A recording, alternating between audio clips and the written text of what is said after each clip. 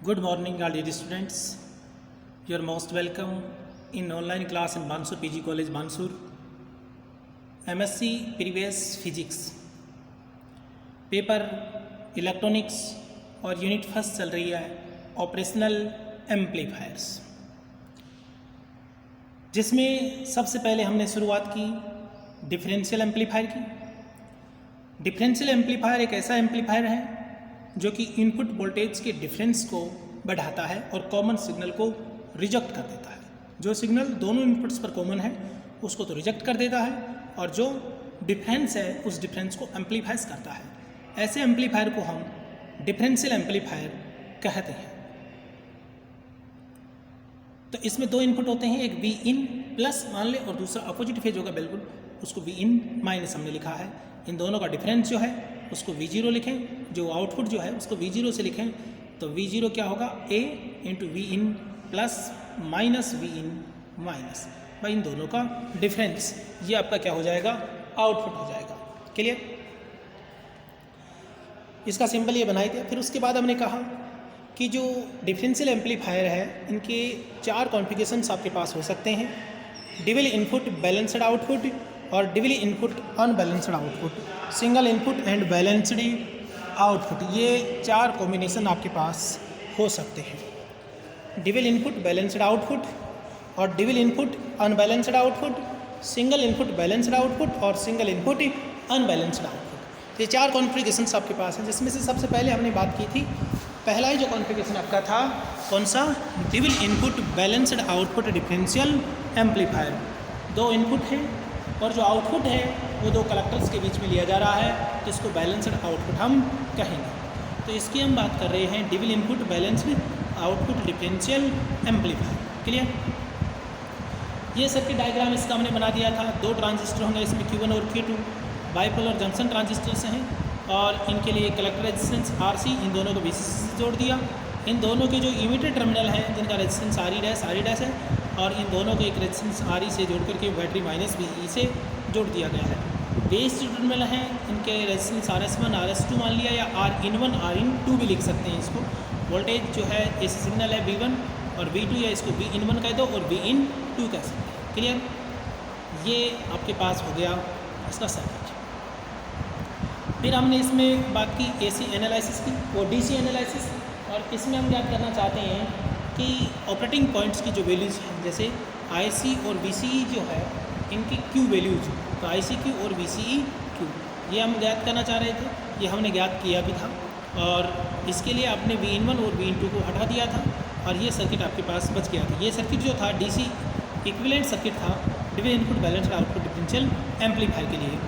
इससे हमने ज्ञात किया ये VBE और ये है VCE, C और E के बीच की जो वोल्टता है इसको आप क्या कहते हैं, VCE नहीं, VBE हो जाएगी तो VCE ये होगा। और हमने लिखा भी था कि भाई ये जो ट्रांजिस्टर्स हैं उनके लिए इनकी वैल्यूज कितनी कितनी होती है। किरचॉफ का नियम लगाया, सॉल्व किया, सॉल्व करने के बाद आपके पास ये इक्वेशन आ गई थी IC की। IC की जो ऑपरेटिंग पॉइंट वैल्यू है वो IE के बराबर ही थी, उसका मान आया था VEE minus VBE/2RE। Silicon germanium के लिए VBE की वैल्यू लिखी रखी है हमने, सिलिकॉन ट्रांजिस्टर के लिए 0.6 वोल्ट और जर्मेनियम ट्रांजिस्टर के लिए VBE की वैल्यू होती है 0.2 वोल्ट। ये सब मैं आपको समझा चुका हूँ। उसके बाद हमने VCE जो है संग्राहक उत्सर्जक जो वोल्टता है उसका भी प्रचालन बिंदु हम ज्ञात करेंगे। तो VCEQ हम ज्ञात करना चाहते हैं, वो हमारे पास आ गया था VCC plus VBE minus RC into IC, ये आपके पास वैल्यू आई थी। अब हम बात करते हैं AC एनालिसिस। ये DC एनालिसिस थे, अब AC एनालिसिस की बात हम करेंगे। To perform AC analysis to drive the expression for the voltage gain AD and input resistance RI of a differential amplifier. AC analysis perform करने के लिए हम वोल्टेज गेन AD और इनपुट रेजिस्टेंस RI जो है, देखिए इसके लिए सबसे पहले तो हम DC वोल्टेज को 0 पर सेट कर देंगे। जो भी इसकी डिफरेंशियल एम्पलीफायर में DC वोल्टेज है, DC एनालिसिस किया आपने तो AC वोल्टेज को हटा दिया, उनको 0 कर दिया। अब जब आप AC एनालिसिस करोगे तो फिर DC को नहीं रखना है, तो जो भी DC वोल्टेज हैं उनको 0 कर दो। तो सेट द DC वोल्टेज कौन कौन से डीसी वोल्टेज, प्लस VCC और माइनस VEE एट जीरो कर दीजिए उनको। Substitute the small signal T equivalent models for the transistor, और इन ट्रांजिस्टर के लिए T इक्विवेलेंट मॉडल यहाँ हम काम में लेंगे, T फॉर्म में इसको लिखेंगे। और ये जो double input balanced output differential amplifier है, इसको AC इक्विवेलेंट सर्किट जो है इस प्रकार से हम लिख सकते हैं। देखिए ये ट्रांजिस्टर आपके दो थे, एक Q1 था और एक दूसरा था Q2, ये याद रखिएगा। ये इसका आधार है, ये उत्सर्जक और ये संग्राहक। संग्राहक से रजिस्टर जुड़ा है RC। दूसरा ट्रांजिस्टर ये है जिसका आधार ये उत्सर्जक और ये संग्राहक जिसका रेजिस्टेंस था RC। ये बैटरी से जुड़ा हुआ था प्लस VCC से, ये भी प्लस VCC से। और आप क्या कहना चाहते हैं कि DC को तो हटाना है यहाँ से, तो इनको हमने किससे जोड़ दिया, जीरो से, ग्राउंड कर दिया ना। ग्राउंड का मतलब ये जीरो वोल्टेज यहाँ पर हो गई है, तो कलेक्टर्स को तो हमने जीरो से जोड़ दिया है। दूसरा इसमें देखिए ये जो इमीटर है इसमें भी है, इसमें भी RE डैश जो रेजिस्टेंस आपने माना था इसमें कैपिटल से लिखा है, स्मॉल से लिख सकते कोई बात नहीं है। इनको फिर RE कैपिटल से जोड़ा है और यहाँ बैटरी माइनस VEE जुड़ी हुई थी, और आप ये कहना चाहते हो कि AC एनालिसिस के लिए DC वोल्ट को जीरो करेंगे, तो यहाँ भी माइनस VEE की जगह जीरो कर देंगे। अर्थात आपने किया क्या है कि इसको ग्राउंडेड कर दिया है, तो DC वोल्टेज हटा दी। ये जो बेस है तो उसको RS1 RS2 रेजिस्टेंस है, या R-in-1 भी इसको हमने कई बार कहा है, जो भी आप चाहो लिख सकते हो। R-in-1 लिख दो, इस RS2 की जगह आप R-in-2 लिख सकते हो, और ये V-in-1 और ये V-in-2 वोल्ट का लिख सकते हैं। AC वोल्टेज है ये, अब जीरो नहीं है, इनका दूसरा टर्मिनल ग्राउंड आपने कर ही रखा है। क्लियर? तो ये जो ट्रांजिस्टर था ये, इसमें आधार में धारा IB1 है, इसके आधार में धारा IB2 बह रही है, कलेक्टर में धारा IC1, इसके कलेक्टर में धारा IC2 बह रही है, इमीटर करंट IE1, इसमें इमीटर करंट IE2। ये पॉइंट्स हो गए बेस D1 और इधर E1 E2, ये B2 हो गया, इधर C2 आ जाएगा। ये जो टर्मिनल है इस पर जो वोल्ट था कुछ ना कुछ वोल्टेज होगी RC पर, पहले ट्रांजिस्टर के कलेक्टर पर उसको VC1 कह दो, दूसरे ट्रांजिस्टर के कलेक्टर रेजिस्टेंस पर जो वोल्ट है उसको VC2 आप कह सकते हो। तो ये जो सर्किट आपके पास बना है ये सर्किट AC इक्विवेलेंट सर्किट है dual input balanced output differential amplifier के लिए। और इसमें आप देख रहे हैं जैसे कि करंट की बात करें तो ये एक सर्किट बन रहा है, यहाँ से अपन चलते हैं और ये ग्राउंड हो जाता है, तो एक लूप बन गया आपके पास, एक दूसरा लूप ये भी तो बन गया ना आपके पास। इसमें आपके पास ये दो लूप बन रहे हैं, और इसके अलावा यहाँ से चल कर के और यहाँ तक भी एक लूप आप बना सकते हो। इनमें आप किरचॉफ का नेम लगा सकते हैं। किरचॉफ के नेम लगाने के बाद हमारे पास कुछ इक्वेशंस आएंगी, उनको सॉल्व करेंगे, और सॉल्व करने के बाद वोल्टेज गेन AD का मान हम ज्ञात ही कर पाएंगे। क्लियर? तो अब हमें ज्ञात करना है वोल्टेज गेन। क्या ज्ञात करना है? वोल्ट का लाभ, कि ट्रांजिस्टर के इनपुट पर तो इतनी वोल्ट का दी, तो आउटपुट पर कितना लाभ प्राप्त होगा, कितनी गुना ज़्यादा वोल्ट का आउटपुट पर आपको प्राप्ति होगी। तो ये वोल्टेज गेन हम ज्ञात करना चाहते हैं। Clear? Before we produce to drive the expression for the voltage gain AD, the following should be noted about the circuit in the figure above. इसके लिए आपको कुछ बातें जो हैं वो यहाँ पर ध्यान रखनी पड़ेंगी। देखो, पहले तो जो दो ट्रांजिस्टर्स हैं Q1 और Q2, ये दोनों ही ट्रांजिस्टर आइडेंटिकल हैं, इनके इमीटर के जो रेजिस्टेंस है वो भी इक्वल हैं, तो फिर इसमें इक्वल इमीटर करंट फॉलो होगी। तो पहली बात IE1 equal to IE2, therefore RE1 equal to RE2 by emitter का रेजिस्टेंस, इंटरनल रेजिस्टेंस जो है RE1, दूसरे के लिए RE2, ये दोनों बराबर हैं, दोनों में करंट IE1 IE2 भी बराबर है। For this reason the AC emitter resistance of Q1 and Q2 is simply denoted by RE। भाई जो इमीटर रेजिस्टेंस है ना उसको RE से लिख सकते हैं अपन, एक के लिए RE1 है, दूसरे के लिए RE2, दोनों बराबर ही हैं, बराबर है तो RE से दोनों को लिख देंगे। Clear? The voltage across the collector register is shown out of phase by 180 degree with respect to the input voltage V-in-1 and V-in-2। क्या लिखा है? जो कलेक्टर रजिस्टर है उस पर जो वोल्टेज है वो 180 डिग्री आउट ऑफ फेज होगी इनपुट की। अब किरचॉफ का नेम लगा दो, लूप 1 और लूप 2 के लिए किरचॉफ्स का लॉ अप्लाई कर दीजिए। कर दें? देखो, किरचॉफ का नेम अप्लाई करो, ये वी इन की जगह हमने पहले ही मैंने कहा है वी इन को हम क्या लिख सकते हैं, वी इन वन मान लो, एक ही बात है, शॉर्टकट में वी वन लिखा हुआ है, ये क्या है वी इन टू है।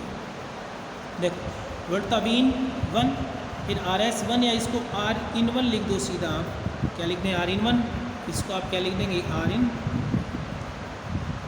आर इन वन में धारा आई बी वन बह रही है तो वोल्टा क्या हो जाएगी R in one into I B one, फिर आई ई वन धारा आर ई में से बह रही है, उसके बाद ये आर ई में से आई ई वन और आई ई टू ये दोनों धारा बह रही हैं, टोटल इक्वल टू जीरो कर देंगे। इसी प्रकार से इसमें वी इंटू और ये R into I B two, फिर ये आर ई डैश में से आई टू और फिर आर ई में से आई ई वन और आई ई टू। क्लियर? तो आपके पास जो किरचॉफ का नियम लगाने से इक्वेशन आएगी V in one minus R in one I B one minus R E I E one minus R E I E one plus I E two. भाई ये माइनस तो इसलिए लिख दिया कि इसको इक्वल टू साइड के दूसरी साइड लिखते तो वी इन वन पॉजिटिव रहता और ये तीनों भी क्या हो जाते पॉजिटिव हो जाते, एक ही बात थी। यहाँ आप किरचॉफ का नियम अप्लाई करेंगे तो ये जो वोल्टता है उन प्रतिरोधों के सिरों पर जो विभव पतन है इस वी इन वन के बराबर होगा। तो R in one into I B one और R E dash into I E one और फिर आर ई में से धारा बह रही है I E one into I E one plus I E two, इन तीनों का जो योग है वो वी इन वन के बराबर हो जाएगा। यही तो लिखा है हमने इक्वेशन 5 में। तो लूप 1 में हमने किरचॉफ्स का लॉ लगाया, आपके पास इक्वेशन आ गई V in one minus R in one I B one minus R E I E one minus R E I E one plus I E two equal to zero. Clear? दूसरा V into minus I R into I E two minus R E I E two minus R E I E one plus I E two equal to zero. कोई बात नहीं, एक बिल्कुल same है। जो दूसरा loop आपका ये बन रहा है, ये लूप नंबर 2, इसमें भी आप किरचॉफ्स का वोल्ट का नियम अप्लाई कर दो। किरचॉफ्स का नियम आप अप्लाई करेंगे तो फिर से आपके पास एक इक्वेशन आ जाएगी और वो इक्वेशन क्या आएगी आप जानते ही हो, वी इंटू का जो है वो कितना आएगा भाई R into I B two R E dash into I E two फिर R E into I E one plus I E two, यही तो आएगा। ये मैंने यहाँ पर लिखा है, इसको इस साइड ले आए जीरो से तो ये माइनस में हो गई। तो V into minus R into I E two minus R E I E two minus R E I E one plus I E two equal to zero. Clear? दो इक्वेशन आपके पास आ गई, इक्वेशन नंबर 5 और equation number 6। Substituting current relations I B one equal to I E one बटे beta A C आप जानते हो, और बीटा दूसरा लिख दो I B to equal to I E two upon beta A C. और बीटा डी सी और बीटा ए सी पहले मैंने लिखा था बीटा डी सी, वहाँ पर डी सी के लिए यहाँ बीटा ए सी लिखेंगे क्योंकि ए सी एनालिसिस आप यहाँ पर कर रहे हैं। तो आई बी वन बराबर हो जाएगा, या फिर बीटा का मान क्या होता है आई बी बटे आई ई, तो आई बी वन बराबर आई ई वन बटे beta A C, I B two बराबर आई ई टू बटे बीटा ए सी। और ये दोनों जो वैल्यूज हैं इक्वेशन 5 और इक्वेशन 6 में आप पुट कर दीजिए। तो आई बी वन की जगह रख दो वैल्यू, इसमें भी आई बी वन की जगह वैल्यू आप रख सकते हो, रख देंगे तो आपके पास कितना आ जाएगा, ये आई बी टू है, क्या है ये आई बी टू, क्योंकि आधार धारा है तो आई बी टू आएगा। ये इक्वेशन नंबर 6 में ध्यान रख लेना, इसको करेक्शन कर लेना, आई ई टू की जगह आई बी टू होगा। तो रखेंगे, रखने के बाद आपके पास इक्वेशन आएगी V in one minus R in one I E one upon beta A C minus R E I E one minus R E I E one plus I E two equal to zero. दूसरी equation जो 6 है इसमें रखेंगे तो आपके पास आ जाएगा V into minus R into I E two बटे beta A C minus R E I E two minus R E I E one plus I E two equal to zero. Clear? ये दो equation आपके पास आएंगे, इनको अब solve करना है। और सोल्व करने के बाद ये दो इक्वेशन आपके पास आ गई, इनको सोल्व कर लो। सोल्व करने के बाद हमारे पास और दूसरी दो इक्वेशन आ जाएंगी। देखो जनरली हम जानते हैं कि आर इन वन बटे बीटा ए सी और आर इंटू बटे बीटा ए सी बहुत ही स्मॉल होते हैं, values are very small, therefore we shall neglect them here for simplicity and rearrange these equation such. भाई ये वैल्यूज बहुत कम है, जब ये कमी है तो फिर आप इनको नेगलेक्ट मान सकते हो, क्योंकि यहाँ पर अपना जो एक्सप्रेशन है वो सिंपल हो जाएगा।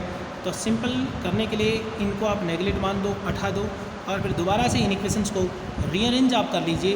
तो रीअरेंज करेंगे तो इसका मतलब वी इन वन और वी इन टू को आप दूसरी साइड भेज दीजिए इन टू, और एक साइड आपके पास बच जाएगा आर IE1 को कॉमन ले लो तो RE प्लस RE, और दूसरा IE2 into RE equal to B1। दूसरी इक्वेशन से भी आप ये कर सकते हो RE2 इंटू IE1 और IE2 इन दोनों में से कॉमन ले लो तो RE plus RE into IE2 equal to B2। तो दो इक्वेशन आपके पास आ गई, इक्वेशन नंबर 7 और इक्वेशन नंबर 8। कैसे आई? इन दोनों इक्वेशंस में हमने इन दोनों को नेगलेक्ट मान लिया, नेगलेक्ट मानने के बाद इन दोनों इक्वेशंस को हमने रीअरेंज किया, उसके बाद आपके पास आ गई equation number 7 and equation number 8। RE plus RE IE1 plus RE2 IE2 equal to B1, और दूसरा RE2 IE1 plus RE plus RE IE2 equal to B1। Equation number 7 और इक्वेशन नंबर 8 क्लियर। अब इन दोनों समीकरणों को आपको सोल्व करना है। सोल्व करने के बाद हम IE1 और IE2 की वैल्यू ज्ञात करेंगे। इनको सोल्व करने के लिए हम क्रेमर का रूल अप्लाई करेंगे। तो क्रेमर नियम से समीकरण 7 और 8 को सॉल्व करेंगे तो क्रेमर नियम आप अप्लाई करेंगे। अप्लाई करने के बाद आप सॉल्यूशन करेंगे तो आपके पास वोल्टेज गेन ED का फॉर्मूला आ जाएगा। ये फॉर्मूला आपके पास आएगा तो ये सॉल्यूशन आप करके देखना, हो जाए तो अच्छी बात है, नहीं होगा तो फिर ये सॉल्यूशन आपको कल करवा देंगे। आज के लिए इतना ही पर्याप्त है। आप सबका बहुत बहुत धन्यवाद। Thank you.